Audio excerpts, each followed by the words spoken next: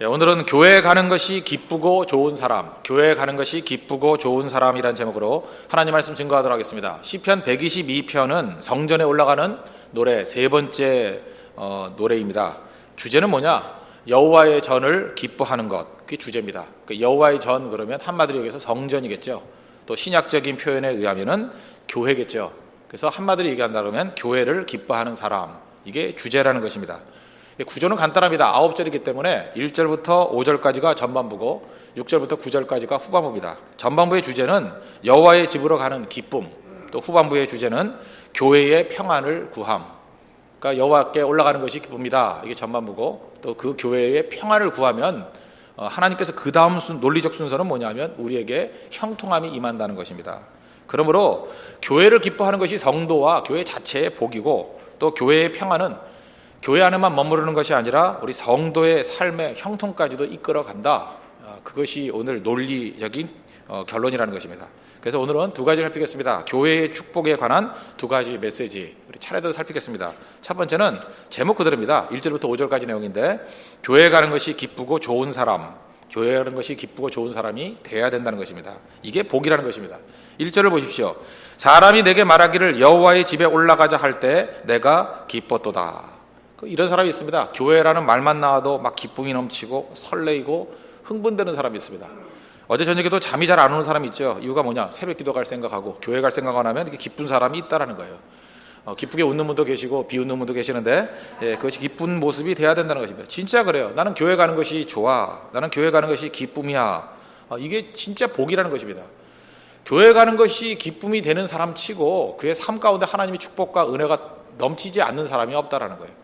근데 이상합니다. 신앙생활은 오래 한 사람인데도 불구하고 하나님께서 그런 복을 안 줬어요. 교회 가는 것이 기쁨이 아닌 사람이 있어요. 그냥 마지못해 가는 사람이 있죠. 막 끌려오듯이. 그런 사람들은 이상하게도 신앙생활을 오래 하고 또 실제로 봉사도 많이 합니다. 그럼에도 불구하고 그렇게 큰 하나님의 은혜가 임하지 못하는 것을 보게 됩니다. 그래서 여러분 하나님 앞에 그런 기도를 하십시오. 하나님, 이건 뭐 사실 기도라기보다 자연 발생적으로 나오는 건데 교회 가는 것이 기쁨이 되게 해주십시오. 여러분, 기독교 교육이라는 게 뭡니까? 우리 자녀들에게 교회 가는 것이 기쁨임을 가르쳐 주는 것입니다. 그래서 교회 가는 맛, 그 교회 가는 맛이라는 게 있잖아요. 그 맛을 가르쳐 주는 것, 그게 사실 교육의 핵심이라는 것입니다. 성경상에 보면 하나님이 가장 기뻐했던 사람들 뭐 몇 사람 있지 않습니까? 근데 내 마음에 합한 자다 그러면서 하나님께서 진짜 입에 침이 마르도록 칭찬했던 사람이 다윗이잖아요. 다윗이 왜 그렇게 칭찬 듣고 하나님이 그렇게 기뻐했을까?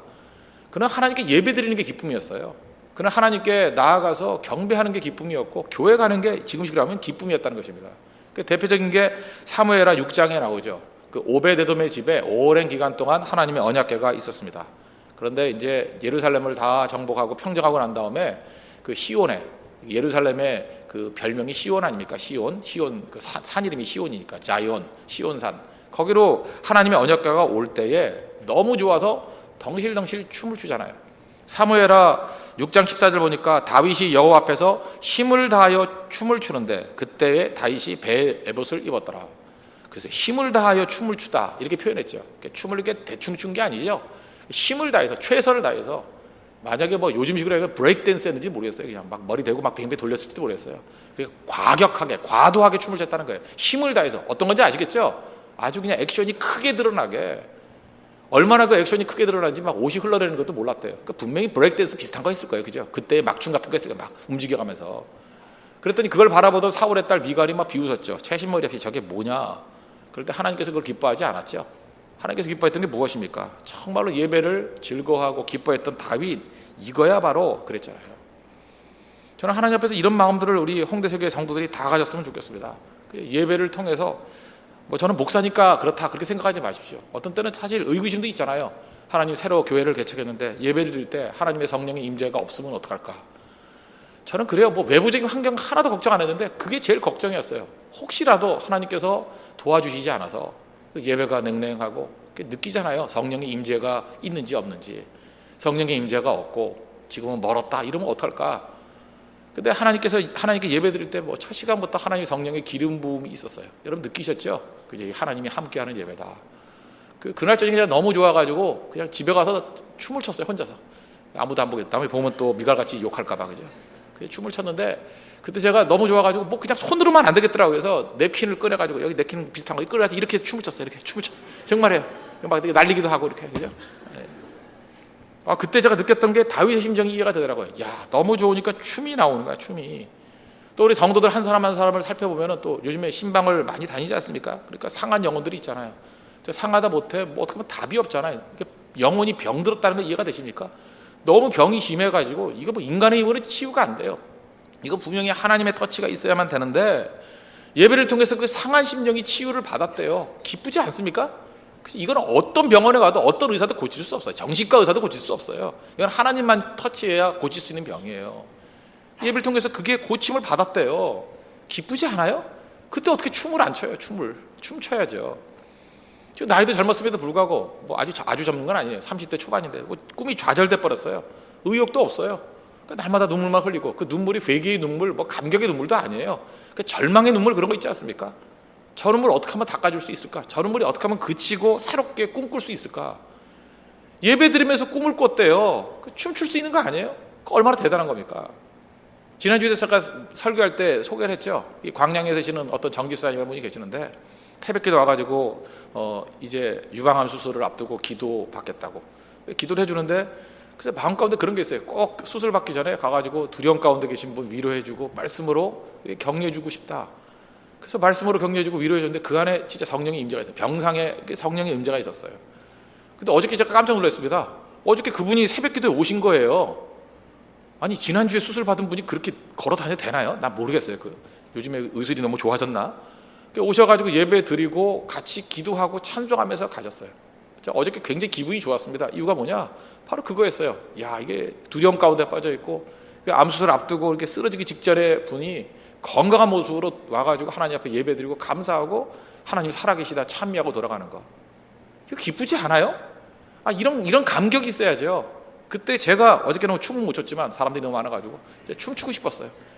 제가 그 사진 하나 올릴까요? 어디다가? 너무 좋아가지고 그분 손을 붙잡고 춤추고 싶어서 한 반쯤 올라갔다가 그냥 내려놨어요. 아직까 뭐 같이 쉬면 또 이상하니까 그죠? 손을 잡았다가 내려놨어요. 춤추고 싶은 마음, 그게 예배자의 마음이라는 것입니다. 여러분 교회 와서 하나님께서 이렇게 은혜 주시고 또 교회 와서 하나님께서 이렇게 성령으로 기름 부어 주실 때 그 춤출 마음이 있습니까? 아무리 점잖은 사람도요, 자기 딸이 여기 콩쿨 대회 나가가지고 사랑하는 딸이죠. 이렇게 우승하니까 너무 좋아서 그 점잖은 분이 내 춤추는 거 봤어요. 그 딸 붙잡고 이렇게 뛰더라고, 춤을 추더라고요. 이야, 좋으면 저런 거구나. 그 사람이 무엇을 향해서 기뻐하는지를 보면 그 사람의 본질이 나옵니다. 뭘 그렇게 기뻐하십니까? 돈 벌었을 때 기뻐하십니까? 뭐 이렇게 야구 응원하는 팀 우승했을 때 기뻐하십니까? 내가 가장 기뻐하는 게 나의 가장 중요한 가치예요. 하나님 앞에서 참된 복이란 무엇이냐? 교회 때문에 기뻐하고 하나님 앞에 예배 때문에 영혼들이 살아나는 것을 기뻐할 수 있는 그 모습이 있어야 된다는 거예요. 전 대학 다닐 때 일제시대 때 시문 씨라는 분이 썼던 그 시가 있지 않습니까? 이분은 소설도 썼지만 시도 썼죠. 그 썼던 시 중에 그날이 오면이라는 시가 있어요. 그날이 오면 제가 대학 다닐 때는 약간 좀 이렇게 독재적인 상황이었기 때문에 그날이 오면 하면서 해방이라기보다는 언제 우리나라에도 민주화가 될까 이런 거 갖고 상상했던 것 같아요. 근데 요즘엔 다시 그날이 오면을 읽어보니까 하나님의 부흥이 생각나요. 이 부흥이 오면은 나도 이런 노래를 부르면서 이렇게 춤을 춰야지. 당신이 일제시대니까 해방을 향해서 외친 노래입니다. 근데 참 가슴이 와닿아요. 그날이 오면 삼각산, 지금 북한산을 얘기합니다. 삼각산이 일어나 더덩실 춤이라도 추고. 삼각산이 춤을 춘대요. 삼각산을 바라보면서 춤추는 걸 상상하고 있는 거예요. 해방만 되면 삼각산이 춤을 춘대요. 그리고 한강물이 뒤집혀 용손 칠 그날이 이 목숨이 끊기기 전에 와주기만 할 양이면. 한강이요 너무 기뻐가지고 용손 친대요. 알죠? 이렇게 용손 친다는 거. 한글이 회오리 바람같이 막 물이 하늘로 올라가는 거. 그런 일을 꿈꾸고 있어요. 나는 밤하늘에 나르는 까마귀와 같이 까마귀 생각을 해요.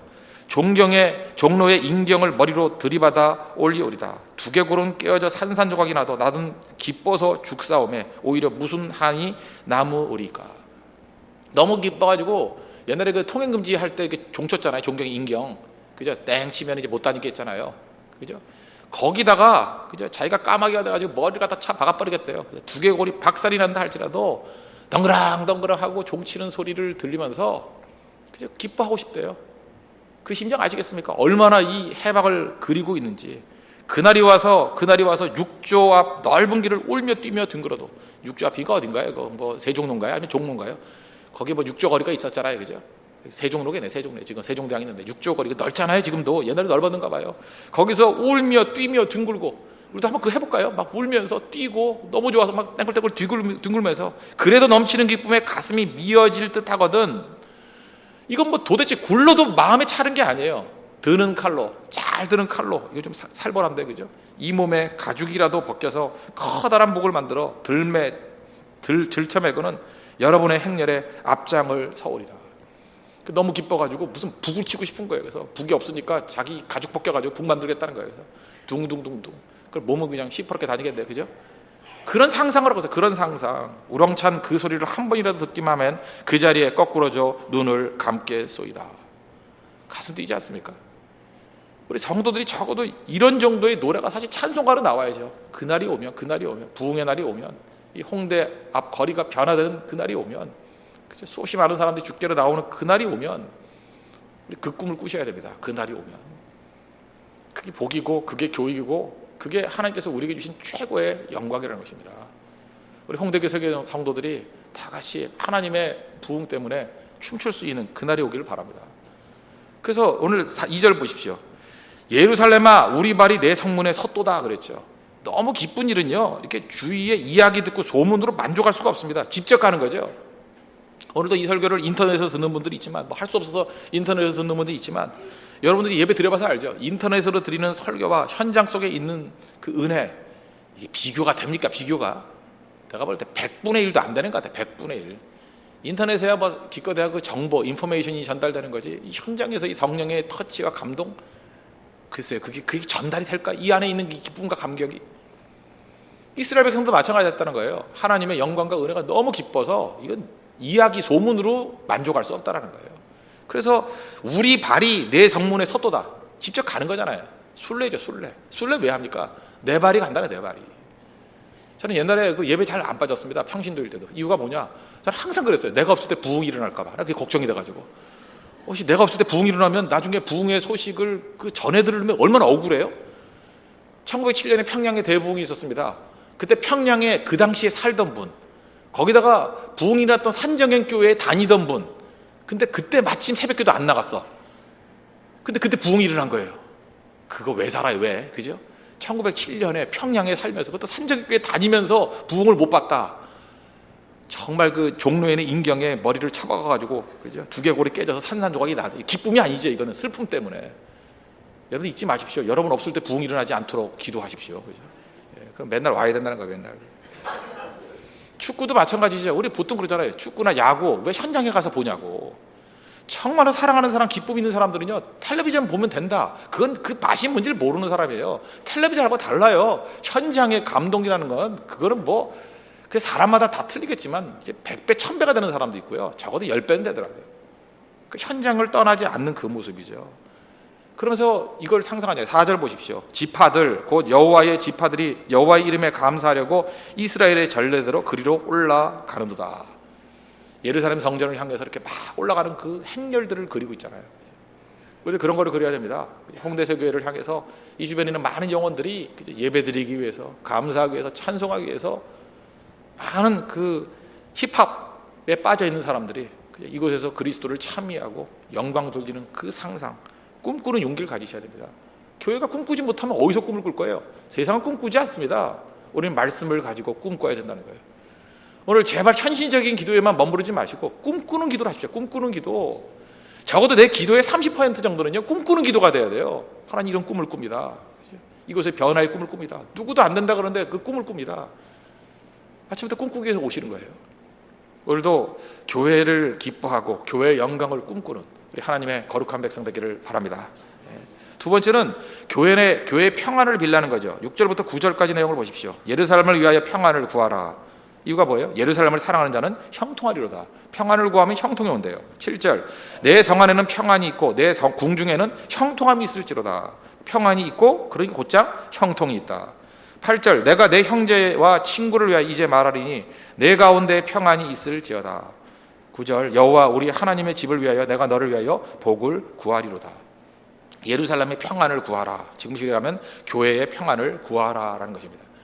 예루살렘의 이름의 뜻이 무엇입니까? 정확히는 평화의 기초란 뜻이에요. 평화의 기초. 보통 평화의 도성 이렇게 얘기를 하는데 정확하게는 평화의 기초입니다. 그러니까 예루살렘의 평안이 임해야 너희들에게도 그런 형통함이 임하게 된다. 그런 접근입니다. 그래서 교회의 화평이 중요하다는 것입니다. 이유가 뭐예요? 교회는요, 우리 영적 삶, 육적 삶 전체의 뿌리가 되기 때문에 그렇습니다. 그래서 교회가 분쟁이 일어나고 교회가 어려움을 당했을 때 자기 삶이 얼마나 피폐해지는지 경험해봤던 사람들은 교회가 중요하다는 걸 깨달아요. 교회라는 뿌리가 말라버리면요, 이 줄기도 말라버리고 잎사귀도 말라버리고 열매를 거둘 수가 없어요. 그래서 다 알잖아요. 마음껏 섬길 수 있고 하나님의 임재가 있는 교회가 생겨야만 그죠? 내 인생에 꽃이 펴, 내 인생에 열매를 거둬. 그건 다 경험하셨을 거예요. 그죠? 교회는 뿌리기 때문에 그렇습니다. 그래서 뿌리가 건강해야 된다는 것입니다. 우리 보통 잘 먹지도 않던 여자분들도 아기를 임신하면 산모일 때는 많이 먹잖아요. 왜 그래요? 산모가 건강해야 아이가 건강해지죠.